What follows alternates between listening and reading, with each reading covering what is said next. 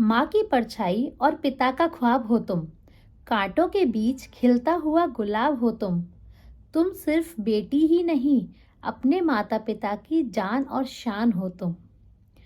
Hello everyone, कैसे हैं आप सब? आई होप आप सब बहुत अच्छे होंगे, स्वस्थ होंगे और मस्त होंगे। मैं भी आप लोगों की ब्लेसिंग से एकदम स्वस्थ हूँ और मस्त हूँ।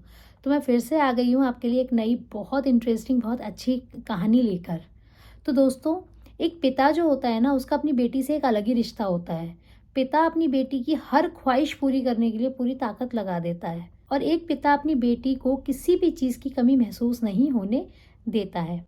तो चलिए, आज मैं आपको ऐसी ही एक पिता और एक बेटी की कहानी सुनाने जा रही हूँ और मैं पूरे विश्वास के साथ कह सकती हूँ कि आपको ये कहानी बहुत पसंद आएगी।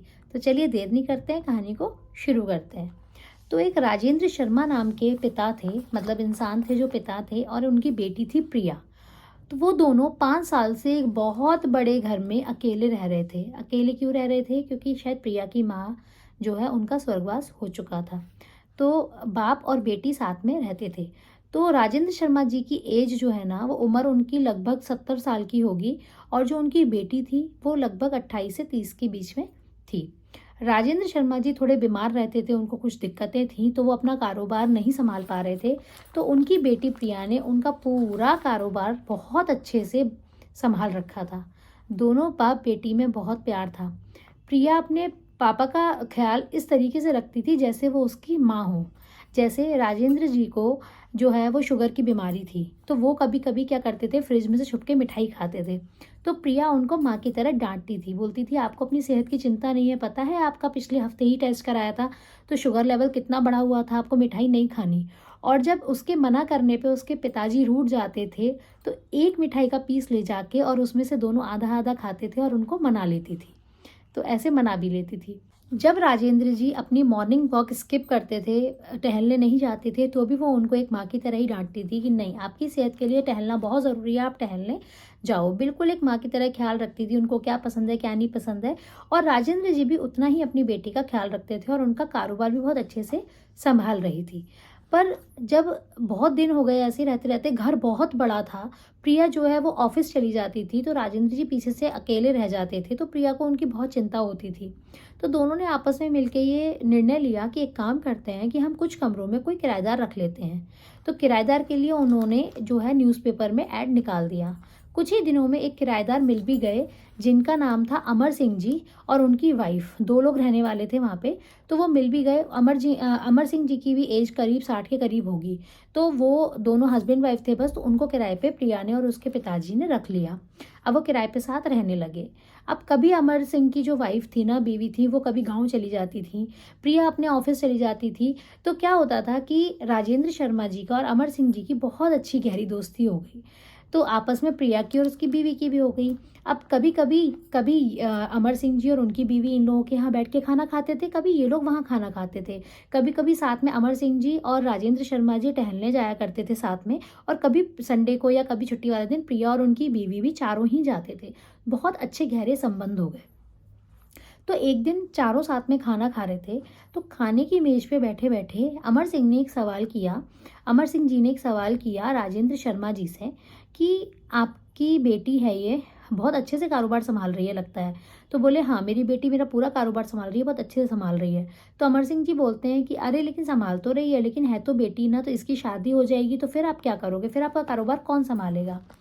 तो राजेंद्र शर्मा जी थोड़े चुप पड़ जाते हैं कि कोई जवाब ही नहीं था। तो अमर सिंह जी बोलते हैं कि अगर आपके बेटा होता तो वो संभाल लेता। तो एकदम सीना चौड़ा के बोलते हैं मेरे 2 बेटे हैं, दोनों बेटे विदेश में हैं। तो राजेंद्र शर्मा जी को ये बुरा लगता है कि मतलब उनको ऐसा लगता है कि अपने बेटे होने का, इसके पास बेटे हैं तो घमंड दिखा रहा है। तो उनको अच्छा नहीं लगता है। तो वो ये बोलते हैं कि आप लोग किस किस सोच में जी रहे हो, आप लोगों की सोच कैसी है? राजेंद्र शर्मा जी अमर सिंह जी से कहते हैं कि बेटी को बेटी ही रहने दो, क्यों बनाना है बेटा? बेटे अपनी जगह हैं, बेटी अपनी जगह है। आज के टाइम में क्या चीज़ है जो बेटियां नहीं कर पा रही हैं? एरोप्लेन उड़ा रही हैं बेटियां। हमारी आज की राष्ट्रपति भी जो है, जो पूरा देश चला रही हैं, वो भी एक लड़की ही हैं। तो उनको भी आप लड़कों से ही कंपेयर करोगे? तो ऐसा नहीं है। लड़कियों को लड़कियां लड़की रहने दो, लड़कों को लड़का रहने दो। लड़कियों की अपनी काबिलियत है, लड़कों की अपनी काबिलियत है। और हाँ, मैं गर्व से कहता हूँ कि मेरी बेटी ने जिस तरीके से मुझे, मेरे कारोबार को, मेरे घर को संभाला है, किसी का भी बेटा इस तरीके से नहीं संभाल सकता। राजेंद्र शर्मा जी ने बहुत गर्व के साथ अपनी सीना तान के और गर्दन उठा के ये चीज़ बोला। कोई नहीं कर सकता। आपके पास 2 बेटे हैं माना, लेकिन आपके दोनों बेटे विदेश में हैं। साल में कितनी बार आपसे मिलने आते हैं?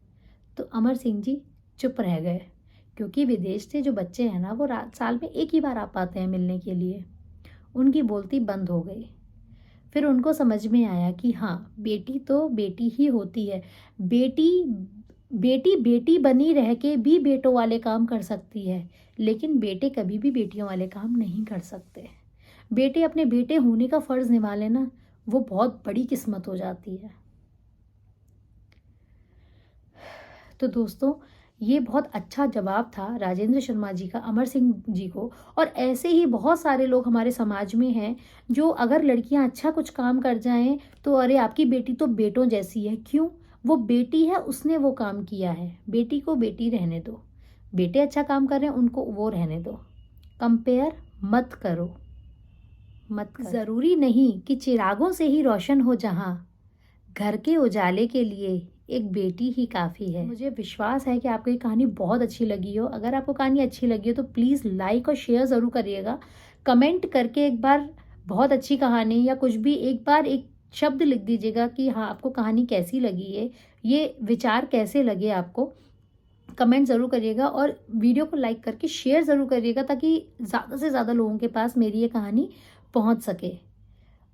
तो दोस्तों, फिर मिलते हैं जल्दी से हम बहुत अच्छी नई कहानी के साथ। तब तक के लिए गुड बाय।